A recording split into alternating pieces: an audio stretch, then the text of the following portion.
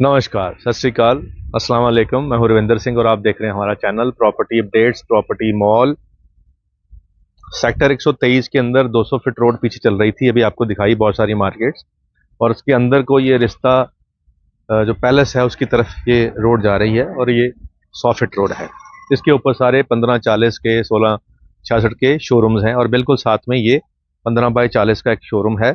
और इसके पीछे भी यहाँ जगह बची हुई है, तो आपको दिखा देते हैं कि पीछे भी यहाँ पे जगह छोड़ी जाती है ताकि जो एसी के डक्ट्स वगैरह हैं वो आपके पीछे आ जाएं। और 15-40 के बाद ये जगह पीछे सरप्लस है, तो नीचे बेसमेंट पूरी फुल कवर कर ली और ऊपर इसको छोड़ दिया गया ताकि वेंटिलेशन प्रॉपर रह जाए। और ये वाला जो प्लॉट है ये हम आपको दिखाने आए हैं, 15-40 का रोड फेसिंग है। आगे 35 फीट की पार्किंग रहेगी और ये 100 फीट रोड है और बिल्कुल सामने इसके बहुत सारे फ्लैट्स बने हुए हैं जो रेडी टू मूव हैं। इस तरफ बहुत सारी मार्केट बनी हुई है जिसके अंदर बहुत सारे जो रेंटल किराएदार होते हैं वो आ चुके हैं। अब बात आती है कि ये किस पर्पज़ के लिए हो सकती है। ये दो पर्पज़ के लिए हो सकती है। एक तो अगर आप अपना कुछ खुद का कारोबार करना चाहते हैं, कोई काम करना चाहते हैं जिसमें आप फूड का काम कर सकते हैं, सुपरमार्केट कर सकते हैं, रिटेल स्टोर कर सकते हैं, केमिस्ट शॉप कर सकते हैं, लेबोरेटरीज कर यहाँ पे हो सकती हैं, यहाँ पे हॉस्पिटल बन सकता है, डेंटल हॉस्पिटल आप बना सकते हैं, या कोई क्लिनिक खोल सकते हैं, कंसल्टेंसी खोल सकते हैं, स्टूडियो बना सकते हैं। एन नंबर ऑफ बिजनेस आप यहाँ पे कर सकते हैं। तो जैसे ये 15-40 का बना हुआ है, आगे 6 से 8 फीट का बरामदा आपने छोड़ना होता है। नक्शे यहाँ पे पास हैं क्योंकि ये टोटल की टोटल जो लेआउट है टोटल सारे शोरूम का ये पास हो चुका है। और यहाँ पे आप सिंपली आपने इंडिविजुअल जो प्लॉट है कमर्शियल उसका नक्शा आपने अप्लाई करना और साथ के साथ पास हो जाएगा। अब रोड आपको दिखाई दिया कि 100 फीट रोड है, आगे बिल्कुल मूविंग है। इसके आगे भी वहाँ पे बहुत सारी खुदाई हो रही है, वहाँ नए शोरूम आ रहे हैं, तो वो भी प्लॉट्स हैं। तो ये पूरी की पूरी जो लाइन है 100 फीट वाली लाइन, ये पूरी की पूरी मार्केट आने वाले 6 से 8 महीने के अंदर ये बन जाएगी। और क्यों इसका पोटेंशियल है, मैं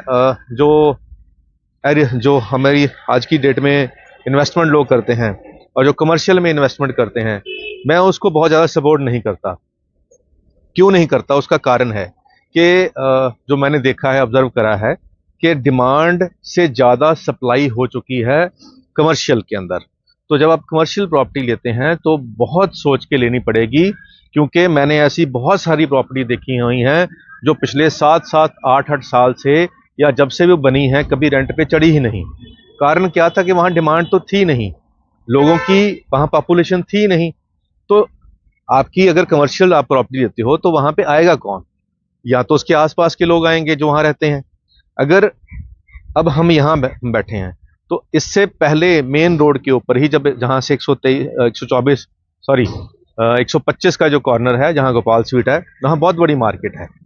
अब पहले लोग वहाँ शॉपिंग करते थे, उसके बाद जलवायु के पास एक मार्केट बन गई, फिर वहाँ लोग शॉपिंग करनी शुरू हो गए, तो वहाँ का रश कम होके वहाँ आ गया।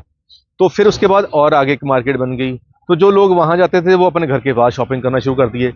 तो वो जो पहले 100% क्लाइंट गोपाल स्वीट के पास मार्केट में जाता था, अब वहाँ पे 30% लोग जाना शुरू हो गए। जब किसी दुकान के ग्राहक कम हो जाएंगे तो वो ज़्यादा रेंट नहीं पे कर पाएगा, तो वो छोड़ देगा वहाँ से, या फिर वहाँ जाएगा जहाँ पे नई पॉपुलेशन बन रही है। तो जो पुरानी बिल्डिंगें हैं वो बहुत सारी वेकेंट पड़ी रहती हैं एक टाइम के बाद। तो इसीलिए कमर्शियल प्रॉपर्टी में बड़ा सोच समझ के आपको इन्वेस्ट करना चाहिए। अब ये 15-40 का शोरूम है, अब इसका फायदा क्या है और ये क्या आउटडेटेड नहीं होगा जो मैंने अभी बात करी है उसके उसी को ये जस्टिफाई तो नहीं कर रहा।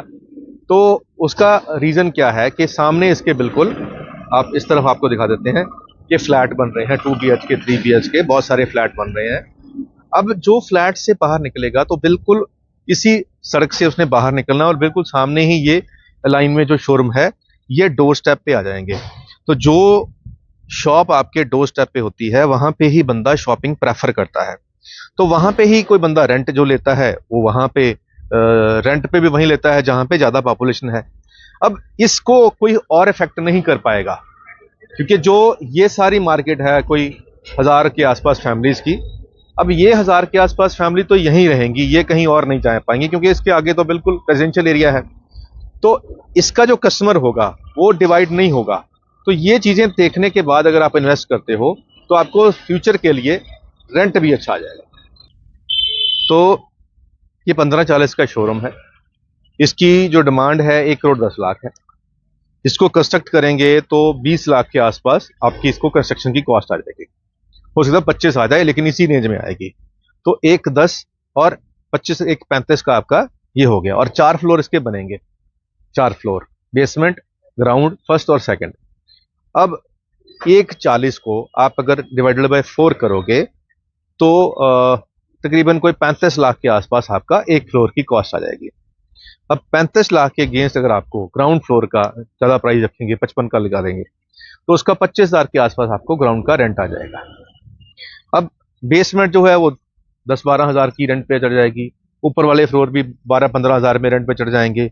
तो कुल मिला के अगर हमें 1.5 करोड़ रुपया इन्वेस्ट करके 70,000 के आसपास रेंट आ जाए तो ये मार्केट के हिसाब से बहुत अच्छा रेंट है। और जो कमर्शियल में इन्वेस्ट करते हैं वो इसी रेंट की एक्सपेक्टेशन करते हैं।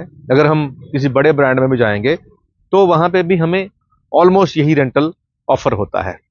तो ये क्योंकि एक तो सामने इसके रेजिडेंशियल बहुत ह्यूज रेजिडेंशियल है और वो सारे रेजिडेंशियल एरिया का गेट के बिल्कुल सामने ये कमर्शियल है, तो इसीलिए ये दूसरे कमर्शियल के मुकाबले में ज्यादा डिमांड में रहेगा। जैसे सामने कुछ और कमर्शियल आ गया तो उसके सामने भी रेजिडेंशियल है, तो वो वाले क्लाइंट वहां जाएंगे, ये वाले क्लाइंट यहां आएंगे। तो इस एंगल के हिसाब से 1,10,00,000 इनकी डिमांड है। प्लॉट की अप्रूव्ड है, लीगल है, 100 फीट रोड के ऊपर है, आगे 35 फीट की पार्किंग रहेगी और ये सब कुछ पॉजिटिव है। और 200 फीट रोड जो एयरपोर्ट रोड है उसके वॉकिंग डिस्टेंस पे है। तो उम्मीद करते हैं ये वीडियो आपके काम की होगी। अब अगर शेर ना सुनाएं तो वो भी नाराजगी होती है, तो शेर एक लास्ट में हम सुना देते हैं कि आज की डेट के अंदर ये बहुत वैलिड शेर है कि वो मुस्कुरा के क्या पास हमारे बैठ गया, वो मुस्कुरा के क्या पास हमारे बैठ गया, मैं इस बात को दिल पे लगा के बैठ गया। वो मुस्कुरा के क्या पास हमारे बैठ गया, मैं इस बात को दिल पे लगा के बैठ गया। अब ये यंग लोगों को अच्छा लगेगा और उनके लिए अगले शेर में मैसेज है, पहले पूरा दोबारा सुना दूं कि वो पास क्या मुस्कुरा के बैठ गया, मैं इस बात को दिल पे लगा के बैठ गया। पेड़ काट के जब थक गया लकड़हारा, पेड़ काट के जब थक गया लकड़हारा, वो किसी पेड़ की छांव में जाके बैठ गया। तो पेड़ जो हैं वो बहुत वैल्यूएबल हैं, गर्मी की शुरुआत हो चुकी है, ज़रूर पेड़ लगाएं और उनकी केयर भी करें, उनको पानी भी दें। खाली पेड़ लगा के छोड़ देना अच्छी बात नहीं होती है। मैंने भी अपने घर के आसपास काफ़ी पेड़ लगाए हुए हैं और उनको रोज़ सुबह पानी देता हूं जाके, ताकि वो बड़े हो जाएं और फिर जब उनकी डिपेंडेंसी नहीं रहेगी बाहर के पानी से, अपने आप वो ज़मीन से पानी ले जाएंगे, तब आपकी रिस्पॉन्सिबिलिटी ख़त्म हो जाएगी, फिर नेचर अपना काम खुद करेगी। तो आज के लिए इतना ही, मिलते हैं अगले बार एक नई वीडियो में एक नई जानकारी के साथ। धन्यवाद।